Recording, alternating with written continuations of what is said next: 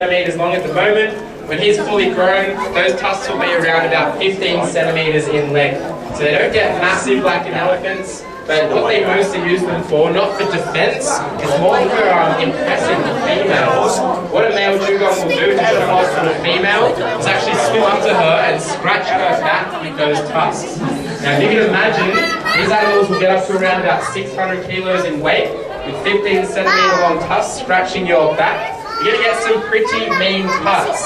So the reason why female dugongs are larger than males is because their skin is about 3 times thicker than a male's. And also being bigger means that boy isn't going to mess around with you too much. If you want to get away, you certainly can do that. Now the reason why we have a barrier between these two animals is because we're not actually interested in breeding them at the moment.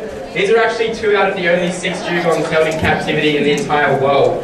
So there's very little known about how they would interact if a baby dugong was put into the picture. Females are actually usually quite solitary, so they're far more happy to be on their own, and that would just be amplified if she was actually pregnant. So our biggest concern is just making sure that these animals are happy, but they do communicate. Not many aquariums out there have a couple.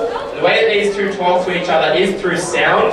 The reason why Pig is called Pig was because when he was very young, he would not stop making these very high-pitched squeals, which is exactly how they talk to each other. They have a great sense of hearing. You can see their eye holes just behind their actual their ear holes behind their eyes. But they have horrible vision. They've got tiny little black eyes. They don't really need to see much because, like I said, they're only after seagrass, and seagrass doesn't run away.